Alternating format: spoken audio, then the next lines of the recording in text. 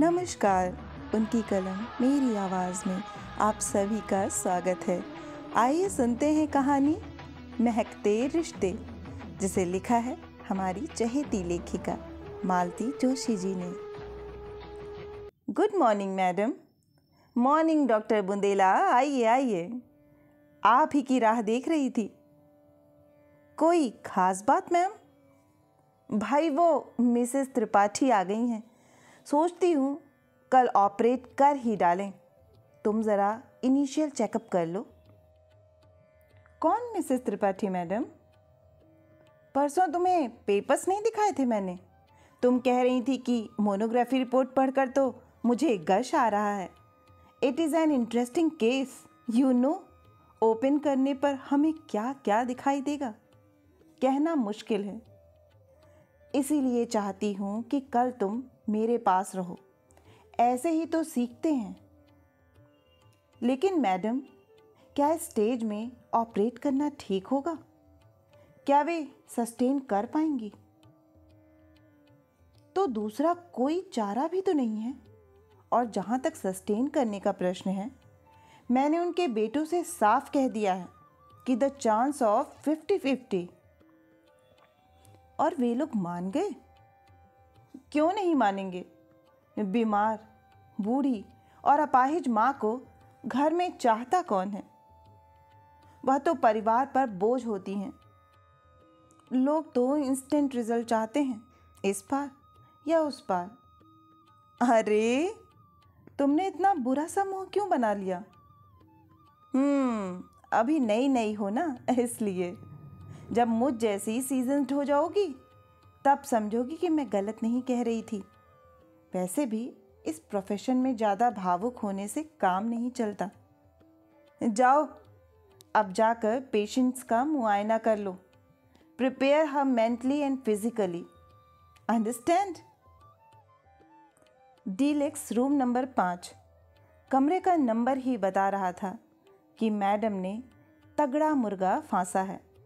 गलियारा पार करते हुए मेरा मन अश्रद्धा से भर उठा। ठीक है, इस प्रोफेशन में भावुक होने से काम नहीं चलता, पर क्या इतना ज़्यादा प्रोफेशनल होना भी ज़रूरी है? साफ जाहिर है कि यह औरत मुश्किल से 4 महीने जिएगी। फिर यह ऑपरेशन का प्रपंच क्यों? क्या रोगी को पीड़ा से निजात दिलाने का कोई आसान तरीका नहीं हो सकता? और ऑपरेशन भी तो कोई गारंटी नहीं है। मैडम खुद ही कह रही हैं कि 50-50 चांसेस हैं। एक अजीब सी मन स्थिति में मैंने कमरे में पांव रखा और एक कदम चौंक कर पीछे हट गई। बड़े भैया आप? गुड़िया तू? हम दोनों ने लगभग एक साथ ही कहा और बुत बनकर खड़े हो गए। बड़े भैया ने ही वह सन्नाटा तोड़ा। तू यहाँ काम करती है? हाँ, अभी अभी ज्वाइन किया है, 2 महीने ही हुए हैं। नौकरी का क्या हुआ? छोड़ दी, बाहर भेज रहे थे। मैंने अनमने ढंग से उत्तर दिया और पलंग की ओर देखा। ओ माँ, सफ़ेद चादर के नीचे ये जो हड्डियों का ढांचा पड़ा है, वह क्या बड़ी माँ है? वह 5.5 फुट का उनका लंबा चौड़ा डील डॉल क्या हुआ? कौन है? एक क्षीण स्वर उभरा। अम्मा, देखो तो कौन है? छुट्टन चाचा की गुड़िया है, यही काम करती है। अच्छा, डॉक्टर है ना तू गुड़िया? जरा इधर मेरे पास तो आ बिटिया। कब से तुझे आंख भर कर देखा भी नहीं है। मैं चुपचाप जाकर पलंग की पाटी पर बैठ गई। उस क्षण मैं सिर्फ गुड़िया थी। डॉक्टर जयश्री बुंदेला MS कहीं खो गई थी।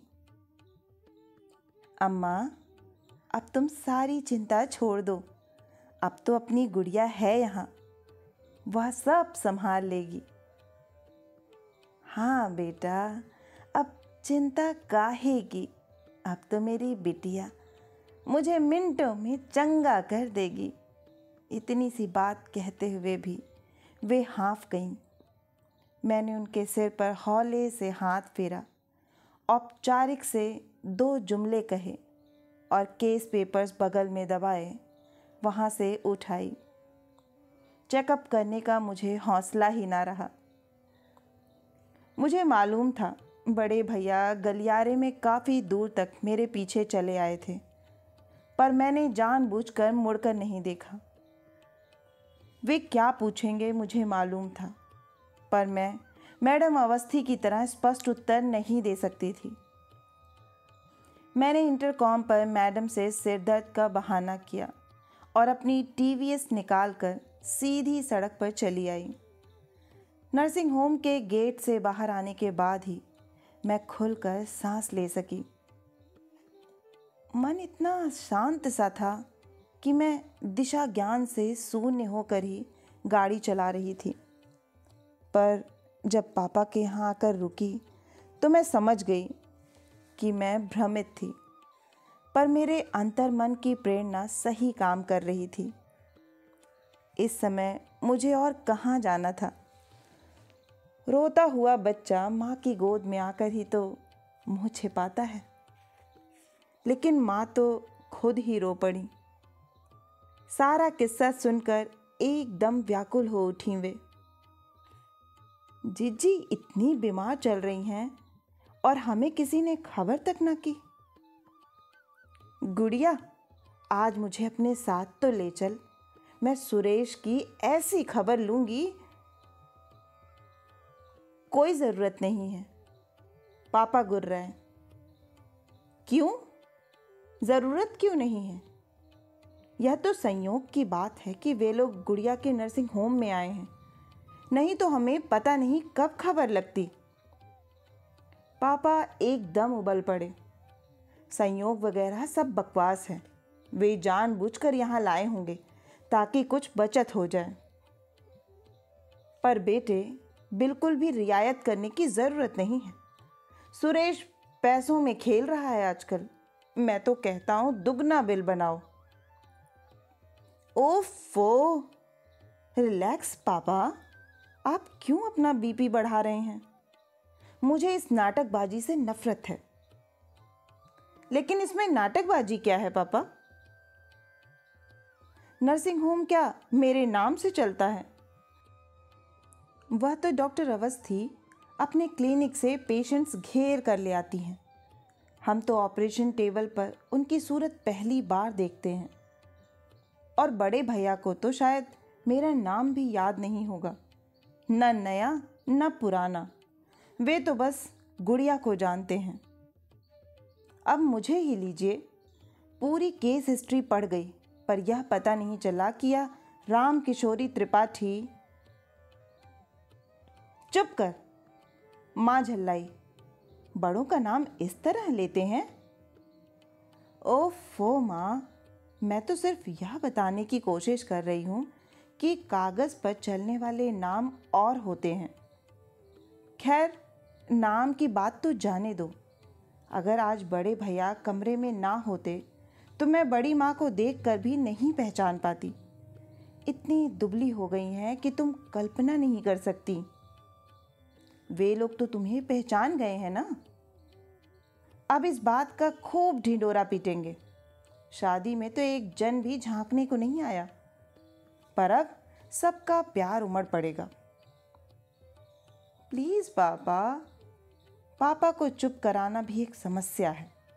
ताऊ जी के परिवार के प्रति तो उनका खास आक्रोश है। मेरे अंतर्जातीय विवाह का सबने बायकॉट किया था।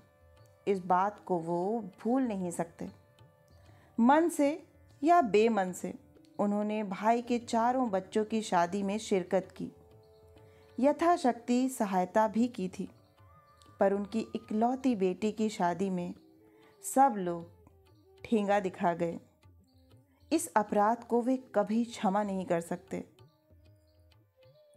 उन लोगों को ज़रा भी लिफ्ट देने की ज़रूरत नहीं है, समझी? जो काम कायदे से होगा करना। पापा का भाषण जारी ही था। उन्हें थोड़ा अनसुना करते हुए मैंने माँ से कहा, मैं कल छुट्टी ले लूँ माँ? मुझे बहुत डर लग रहा है, कहीं कुछ उल्टा सीधा हो गया ना। माँ ने डपट दिया, उल्टा सीधा क्यों होगा? इतने दिन कॉलेज में क्या घास छीलती रही, और छुट्टी लोगी तो क्या अच्छा लगेगा? अपने लोग होते किस लिए हैं? फिर भी छुट्टी लेने का तो मैं पक्का इरादा कर चुकी थी। उसके लिए केवल एक नैतिक समर्थन चाहती थी। माँ के यहाँ बात ना बनी तो मैंने घर आकर खाने की टेबल पर अपनी रामायण छेड़ दी। अजय ने शांति से सब कुछ सुन लिया। फिर कहा, darling, you should behave as a doctor. अगर केस सचमुच संगीन है तो सावधानी और भी ज़रूरी है। लेकिन अगर कुछ उल्टा सीधा हो गया तो क्या वे लोग तुम्हें फांसी चढ़ा देंगे? आखिर रिश्तेदार हैं तुम्हारे, कोई दुश्मन तो नहीं है। क्या रिश्तेदार दुश्मन नहीं होते? अरे, दुश्मनों से भी बदतर होते हैं। इसीलिए तो डर लगता है, अगर कुछ उल्टा सीधा हो गया तो मैं किस किस का मुंह बंद करूंगी। तो फिर मारो गोली, मैडम अवस्थी को निपटने दो। बुढ़िया वैसे ही मर रही है, कहीं ऑपरेशन टेबल पर ही टें बोल गई। अजय, मैं चीखी। क्या हुआ? जानते हो, तुम मेरी बड़ी माँ के बारे में बात कर रहे हो, कुछ तो लिहाज करो। ओ गॉड, अजय ने थाली को परे सरकाते हुए कहा, इतनी प्यारी हैं बड़ी माँ, तो तब से पिनपिना क्यों रही हो? दिमाग खराब कर दिया। थका हारा पति थाली छोड़कर उठ जाए तो किसे अच्छा लगता है। मैं भी फिर खाना खा ना सकी। 2 घूंट पानी पीकर ही उठ गई, पर उन्हें मनाने की हिम्मत ना हुई। किस बुरी तरह झिड़क दिया था मैंने, सोच कर भी शर्म आ रही थी। कोई भी खुददार इंसान इस अपमान को सहन नहीं कर पाता। और उनकी गलती क्या थी? मैं ही तो उन्हें अपने घर का कच्चा चिट्ठा सुनाती रहती थी। उन्हें मालूम था कि हमें अलग हुए बरसों हो गए हैं। बाकायदा कोर्ट कचहरी करनी पड़ी है, तब जाकर पापा को संपत्ति का हिस्सा मिला है। इसी खुंदक में वे लोग मेरी शादी में नहीं आए थे। रिश्ते की कड़वाहट अब दुश्मनी की सीमा को छूने जा रही थी। सब सच था, फिर भी उन लोगों के लिए अजय की जरा सी अवज्ञा मुझसे सही नहीं गई। क्यों? मैंने बड़ी माँ का जरा सा नाम ले लिया तो माँ ने मुझे घुड़क दिया। क्यों? मुझे अस्पताल में देखकर बड़े भैया एकदम आश्वस्त हो गए। क्यों? बड़ी माँ को यह विश्वास है कि उनकी गुड़िया उन्हें मिनटों में चंगा कर देगी। क्यों? रिश्तों का यह अजीब खेल हम लोग तो बचपन से देख रहे हैं, आदत सी हो गई है। पर अजय के लिए तो यह पहेली ही हुई ना। उन्हें तो यह सब कुछ ठीक से समझाया भी नहीं जा सकता। इस विचित्र परिस्थिति के लिए जिम्मेदार हमारे अलग होने की प्रक्रिया है, जो बहुत लंबी चली। इस दौरान हम लोग आपस में न ठीक से जुड़ सके, न छिटक कर दूर ही जा सके। जहाँ तक मेरी यादों का दायरा है, मैंने पापा को कभी ताऊ जी से बात करते नहीं देखा। उन लोगों का आमना सामना शायद दादी को कंधा देने के लिए ही हुआ होगा। वैसे दोनों एक दूसरे की छाया से भी बचते हैं। इसके बावजूद हम लोग एक ही छत के नीचे रहते हुए एक ही हंडिया में खा रहे थे। तो यह दादी की कृपा थी। उन्होंने बेटों को कसम दे रखी थी कि जब तक मैं जिंदा हूँ, घर के टुकड़े मत करना। इसीलिए सब लोग मन मार कर चुपचाप उनकी मृत्यु की प्रतीक्षा करते रहे। और प्रतीक्षा भी कैसी? पूरे 5 बरस। 5 बरस दादी खटिया से लगी रहीं, पर उनके आतंक और दबदबे में कोई कमी नहीं आई। उनकी मर्जी के बगैर घर में पत्ता भी नहीं हिलता था। एक बार मन फट जाए तो साथ रहना एक सज़ा ही होती है, परंतु माँ की खातिर बेटे यह सज़ा भुगत रहे थे। दोनों के सोने बैठने के कमरे ऊपर नीचे हो गए थे। भोजन का समय अलग अलग था। बच्चे जिस पंगत में सुविधा होती बैठ लेते थे। वैसे मुसीबत तो मेरी ही थी। वे 4 थे, उनका एक मुकम्मल ग्रुप था। मैं अकेली पड़ जाती थी। मर्जी होती तो मुझे साथ कर लेते थे, नहीं तो झिड़क देते थे। तब बड़ी माँ बच्चों को डांटती थी और माँ मुझे घसीट कर ऊपर ले जाती थी। माँ और बड़ी माँ को मैंने कभी झगड़ते नहीं देखा, पर कभी साथ बैठकर खाते या गप्पे लड़ाते भी नहीं देखा। दादी की सेवा टहल के बहाने इन लोगों ने भी अपना काम, अपना समय बांट लिया था। घर में कभी कोई हंगामा नहीं होता था, इसलिए नौकरों चाकरों को, पास पड़ोसियों को बड़ी असुविधा भी होती थी। तब तो खैर इतनी अकल नहीं थी, पर आज समझ में आता है कि उन दिनों माँ कितने तनाव में जी रही होंगी, क्योंकि कई बार वे मेरे सामने ही पापा से कह देती थीं, सुनो, मुझसे इस तरह अब नहीं रहा जाता, तुम मुझे यहाँ से निकाल ले चलो, नहीं तो मैं पागल हो जाऊंगी। तनाव में तो शायद सभी लोग थे, इसीलिए दादी की मृत्यु पर सबने राहत की सांस ली। भाग्यवान थी दादी, उन्हें यह कभी पता नहीं चला कि उनके आसपास की दुनिया कितनी बदल गई है। उनके कमरे के बाहर का संसार उलट पुलट गया है। बेचारी सबको असीसते हुए चली गईं। उनकी 13 के बाद मेहमान ठीक से विदा भी ना हो पाए थे और घर में 2 चूल्हे हो गए। अलग होने की इस प्रक्रिया में हमें कुछ ज़्यादा असुविधा नहीं हुई। सोना बैठना हम लोगों का ऊपर ही था। बेडरूम से लगा बाथरूम भी पापा ने बहुत पहले बनवा रखा था। खाना ज़रूर नीचे बनता रहा, पर चाय नाश्ते के लिए माँ ने एक गैस ऊपर रख लिया था। वही अब काम आने लगा। शुरू शुरू में उस छोटी सी बरसाती में बैठकर खाना बड़ा अटपटा लगा, फिर आदत हो गई। बाद में पापा ने उसका स्वरूप ही बदल दिया। ब्लैक मार्बल का चबूतरा, बड़ा सा सिंक, कबर्ड्स, नीचे सफ़ेद टाइल्स, माँ का किचन एकदम झकाझक हो गया। पता नहीं क्यों ताऊ जी को गैस के चूल्हे से एलर्जी थी। रोटी तो वे कोयलों पर सेकी ही खाते थे। माँ का प्रेशर कुकर भी ऊपर वाली रसोई में आकर ही गैस पर चढ़ सका। देखते देखते घर में नया डिनर सेट आ गया। डाइनिंग टेबल, नए पर्दे, नया कालीन। पापा पर तो जैसे जुनून सवार हो गया था। 6 महीने बाद यह हालत थी कि अपना ही घर पहचाना नहीं जा रहा था। उसी नशे में पापा ने मेरा स्कूल तक बदल दिया। ऊपर हम लोगों की दुनिया एकदम अलग थी। ऊपर आने का रास्ता तक बाहर से था, फिर भी नीचे वालों से हम लोग एकदम कट नहीं सके। मैं डांस की प्रैक्टिस करने लगती तो माँ डांटती, तुझे धमधम करने को यही वक्त मिला है, जानती नहीं भाई साहब नीचे सो रहे होंगे। अगर गैलरी में बैठकर ट्रांजिस्टर सुनती तो फिर डांट पड़ती, ज़रा धीमे नहीं चला सकती, सुरेश की परीक्षा चल रही है ना। इतनी कोफ्त होती तब। बड़ी माँ भी कुछ कम न थी। सुबह सुबह आंगन से उनकी आवाज़ आती, गोमती, नल क्यों खोल रखा है अभी से?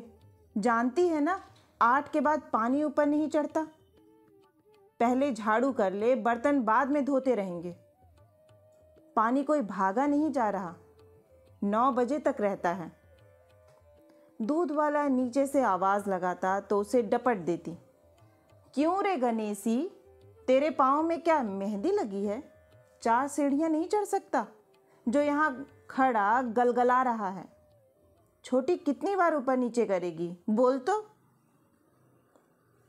पापा सफ़र पर हुए तो भैया लोग चुपचाप सब्जी लाकर रख जाते। उनसे दाम पूछने की माँ की हिम्मत नहीं पड़ती।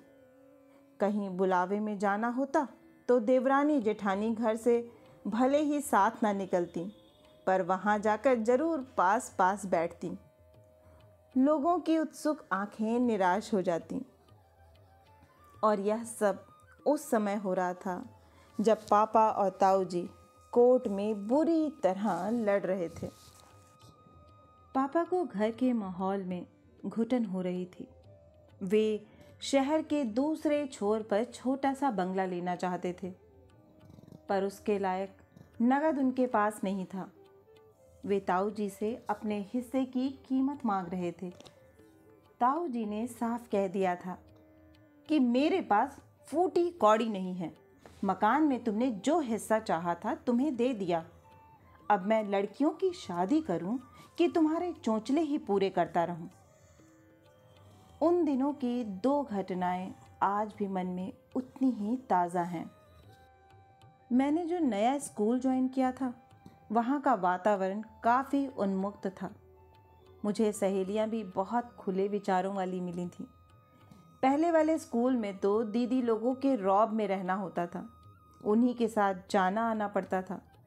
नए स्कूल में मैं आज़ाद परिंदे की तरह विचरण करती थी। अब शैतानी करते हुए यह डर नहीं रहता था कि घर पर कोई चुगली कर देगा। स्कूल में तो शरारत चलती ही थी।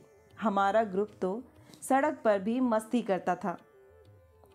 एक दिन सहेलियों ने चाट खाने का प्रोग्राम बना डाला। बाहर खाने की आदत मुझे नहीं के बराबर थी। ऊपर वाले हिस्से में बसने के बाद ही 2-4 बार पापा के साथ होटल में जाना हुआ था। सड़क पर खड़े होकर चाट खाने का यह मेरा पहला अनुभव था। पर कहावत है ना कि सर मुड़ाते ही ओहले पड़ना। मैंने गोलगप्पा बमुश्किल तमाम मुंह में डाला ही था कि पीछे से कड़कती आवाज़ आई, गुड़िया, ये क्या हो रहा है? मुझे काटो तो खून नहीं। बिना पीछे देखे भी मैं समझ गई कि यह बड़े भैया की आवाज़ है। मैं दम साधे चुपचाप खड़ी हो गई। सभी लड़कियां हतप्रभ थीं। चलो दफा हो जाओ यहाँ से और सीधे घर जाओगी, समझी? दूसरा आदेश आया। इसके बाद वहाँ रुकने का सवाल ही नहीं उठता था। चुपचाप घर की राह ली। अपमान से मेरे आंसू निकल आए। सिर उठाकर सखियों से आंख मिलाते मुझे शर्म आ रही थी। वे सभी मेरे साथ चल पड़ी थीं, क्योंकि मज़ा तो सबका ही किरकिरा हो गया था। ये कौन थे? एक ने पूछा। इसके बड़े भाई हैं, ताऊ जी के लड़के। दूसरी ने सूचना दी। ये तुम लोग तो अलग हो गए हो ना? तीसरी ने ज्ञान बखारा। फिर ये इतना रौब क्यों झाड़ रहे थे? घर पहुंचकर मैंने यही बात ठीक इन्हीं शब्दों में माँ से जाकर कह दी। जवाब में वो करारा झापड़ मिला कि उसकी झंझनाहट मैं आज भी महसूस कर सकती हूँ। दूसरा प्रसंग मेरे पीएमटी के रिजल्ट का है। पढ़ाई में वैसे मैं हमेशा से अच्छी थी, पर इस बार तो मेरिट में आ गई थी। 6ठा नाम मेरा। पापा तो जैसे खुशी से पागल हो गए थे। बेटा ना होने का मलाल उन्हें अगर कभी रहा भी होगा तो उन्होंने कभी मुझ पर जाहिर नहीं किया। अपनी सारी आशा आकांक्षाएं उन्होंने मुझ पर केंद्रित कर दी थीं। उन्होंने मुझे हर वह सुविधा दी जो वे दे सकते थे। मेरी हर जिद को यथासंभव पूरा किया। इस लाड प्यार को लेकर अक्सर माँ से उनकी जंग भी छिड़ जाती थी। इसीलिए रिजल्ट देखते ही उनका खुशी से नाच उठना एकदम स्वाभाविक था। मुझे चूम कर बोले, चलो बेटे फटाफट तैयार हो जाओ। हमने वादा किया था कि तुम मेडिकल कॉलेज अपनी गाड़ी से जाओगी। तो चलो तुम्हें एक फर्स्ट क्लास लूना दिलवा देते हैं। आते हुए ब्रिजवासी के यहाँ ऑर्डर भी देते आएंगे। पूरे मोहल्ले में मिठाई बांटूंगा। और हाँ, तुम अपनी सहेलियों की एक लिस्ट भी बना कर रखना। एक धमाकेदार पार्टी देते हैं। हम लोग जब निकल रहे थे तो माँ ने रास्ता रोक कर कहा, सुनो, जा ही रहे हो तो गाड़ी भर ले आना। अभी मिठाई लाने की ज़रूरत नहीं है। क्यों? महेश शायद इस बार भी रह गया है। बेचारे का तीसरा चांस था। भाई साहब नीचे बहुत मायूस हो रहे थे। पता नहीं बेचारे को अब और एक मौका देंगे भी कि नहीं। यह तो होना ही था। साल भर आप खेलते रहें और सोचे कि हम पास हो जाएंगे तो संभव थोड़ी ही है। भाई, दोनों काम एक साथ नहीं हो सकते। पीएमटी कोई क्रिकेट थोड़े ही है कि उठाया बल्ला और लगा दिए छक्का। दिन रात एक करना पड़ता है। अपनी बिटिया को देख लो, कैसी सूख कर कांटा हो रही है। ओफो, आप जरा धीरे नहीं बोल सकते? क्यों? धीरे क्यों बोलूं? मैं कोई गलत कह रहा हूं? और तुम कैसा न्याय कर रही हो? जिसने साल भर पढ़ाई नहीं की उसका मातम मना रही हो, और जिसने पूरे खानदान का नाम रोशन किया है उसकी खुशी की तुम्हें कोई परवाह ही नहीं है। तो खुशी पर कौन सी बंदिश लगा रही हूं मैं? गाड़ी लेने जा रही हो, चाहो तो इसकी सहेलियों को होटल में खिला पिला देना, पर घर पर मैं कोई हंगामा नहीं करने दूंगी। पापा बहुत कुड़मुड़ाए, पर माँ के आगे उनकी एक ना चली। झूठ क्यों बोलूं? मन तो मेरा भी खफा हो गया था। खुशी आधी रह गई थी। मूड फिर ऐसा उखड़ा कि बाजार का प्रोग्राम स्थगित ही करना पड़ा।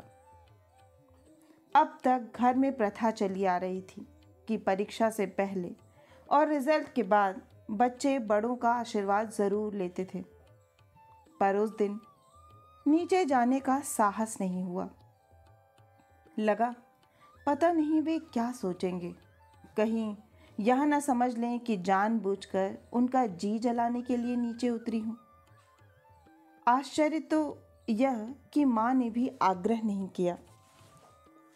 शायद उनके मन में भी यही बात रही होगी। शाम को बैठे बैठे यूं ही पिक्चर का प्रोग्राम बना रहे थे कि बिहारी ने खबर दी, बड़ी मालकिन आ रही हैं। हम लोग तो एकदम चौंक पड़े। बड़ी माँ तो कभी ऊपर आती ही नहीं। यह घर जब एक था तो भी वे सीढ़ियाँ नहीं चढ़ती थीं। उनकी आवाज़ भी उनके शरीर की तरह ही भारी भरकम थी। जब भी ज़रूरत होती नीचे से आवाज़ दे देती। इसीलिए माँ तो एकदम ही बदहवास हो गईं। आगे बढ़कर उन्हें भीतर लिवा लाईं। उन्हें सोफे पर बिठाकर पैर छूते हुए बोली, जीजी, आपने क्यों तकलीफ़ की? मुझे बुलवा लिया होता। तुम बड़े लोग हो भाई, तुम्हें कैसे बुलवाते? बड़ी माँ हाँफते हुए बोली, लो, यह प्रसाद लो। और उन्होंने लड्डुओं से भरा कटोरदान हमारे सामने रख दिया। शायद आंचल में छुपा कर लाई थी। हमने एक दूसरे की ओर देखा। तो क्या महेश भैया? आखिर माँ से रहा नहीं गया, पूछ ही लिया, जीजी, प्रसाद काहे का है? अरे, मेरी बिटिया मेडिकल में चुन ली गई है ना। वो क्या कहते हैं, मेरिट में नंबर आया है ना, उसी की मिठाई बांट रही हूँ। लो, तुम भी मुंह मीठा कर लो। हम लोगों ने शर्म से गर्दन झुका ली। माँ ने मुझे हल्का सा इशारा किया तो मैंने झट से उनके पैर छू लिए। मेरा माथा चूमते हुए बड़ी माँ बोली, छोटी, तुम लोग तो एकदम अंग्रेज हो गए हो। घर में इतनी बड़ी खुशी हो गई, पर कुल देवता 5 पैसे की मिश्री का भोग भी ना पा सके। तुम लोगों को तो सब सोहता है भाई, पर मैं तो बड़ी हूं ना, मुझे तो ऊंच नीच देखनी पड़ती है। जिज्जी, माँ ने सिर झुकाए ही कहा, दरअसल महेश के रिजल्ट से मन इतना खराब हो गया था। अरे वाह, यह कोई बात हुई? जो पढ़ेगा नहीं वह तो फेल होगा ही। उसके लिए क्या हम अपनी गुड़िया की खुशी ना मनाएंगे? अरे, अपने पूरे खानदान में आज तक कोई डॉक्टर नहीं बना, ये पहली 30 मार्का है। बड़ी माँ ने प्यार से मेरे गाल थपथपाते हुए कहा। अरे जिज्जी, इसकी क्या खुशी मनाए? डॉक्टर बनेगी और अपने घर का रास्ता नापेगी। खर्च हम करेंगे, नाम किसी और का चलेगा। हाँ, लड़का डॉक्टर बनता तो अपने घर में रहता। अरे, कहीं जाए कोई भी नाम ले ले, कहलाएगी तो हमारी ही बिटिया। क्यों गुड़िया? बस बेटा, अब जल्दी से डॉक्टर बन जा तू, मैं तुझसे ही इलाज करवाऊंगी। इस बेवकूफ़ से इलाज करवा कर आपको मरना है क्या जिज्जी? अरे, मरना ही होगा तो अपनी बिटिया के हाथों मरूंगी, समझी? उन कसाईयों को जस क्यों दूं? अब याद आ रहा है, वह विश्वास, वह प्यार आज भी वैसा ही बना हुआ है। और इस बीच कितने तूफान गुजर गए। पापा मुकदमा जीत गए। ताऊ जी को मजबूर होकर ऊपर वाला मकान गिरवी रखना पड़ा, तभी पापा को पैसे दे सके। उन पैसों से पापा ने नगर के दूसरे छोर पर एक बंगला खरीदा था। अरसे बाद हम लोगों ने खुलकर सांस ली थी। ताऊ जी गृह प्रवेश पर भी नहीं आए थे। मरते दम तक उन्होंने पापा से बात नहीं की। औरों से भी धीरे धीरे संपर्क कटने लगा। सड़कों की दूरी मन को भी व्याप्त कर गई। रिश्तों की डोर खींचती ही चली गई। मेरा अंतर्जातीय विवाह आखिरी आघात साबित हुआ। सब कुछ एक बारगी ही समाप्त हो गया। पर कहाँ, आज माँ को, बड़ी माँ को देख सुनकर लगा कुछ भी तो समाप्त नहीं हुआ। रिश्तों की वह महक अब भी उतनी ही ताज़ी है। समय की गर्द, विवादों की आंधी उसका कुछ भी बिगाड़ नहीं पाई है। रात मैंने अजय से कहा, सुनो, कल तुम अकेले ही नाश्ता कर लेना, मैं ज़रा जल्दी जाने की सोच रही। दोपहर की झड़प के बाद यह हमारी पहली बातचीत थी। शाम को वे बिना कुछ कहे क्लिनिक चले गए थे। रात का खाना भी हमने निःशब्द ही खाया था। अब भी उन्होंने पत्रिका से आंख हटाए बिना ही कहा, ओके। उन्होंने सोचा होगा मैं आगे भी कुछ कहूँगी, पर जब मैं चुपचाप बिस्तर में दुबक गई तो यह उपेक्षा का नाटक उनसे और नहीं खेला गया। बोले, बाय द वे, इतनी सुबह जाना कहाँ है? नर्सिंग होम जाऊंगी, शायद 9:30 बजे उन्हें टेबल पर लेने वाले हैं। मैं पहुंच जाऊंगी तो बड़ी माँ का हौसला बना रहेगा। बहुत जल्दी घबरा जाती हैं वे। उनके साथ और लोग भी तो होंगे, है ना?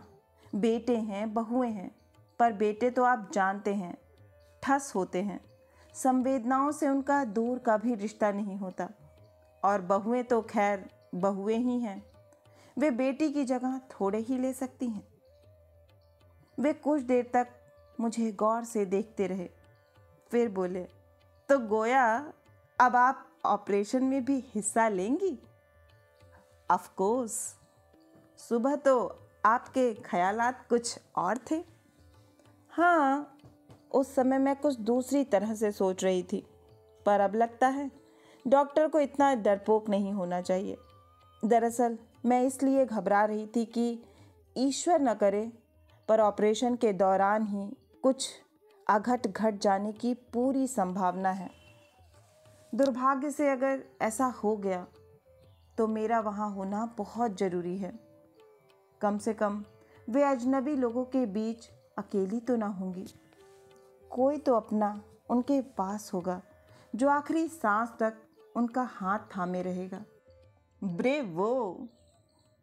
वे आश्चर्य से भरकर मुझे देखते रहे। मैं भी उनकी ओर अपलक देखती रही। फिर एकाएक मेरे आंसू निकल आए। पर ऐसा होगा नहीं ना?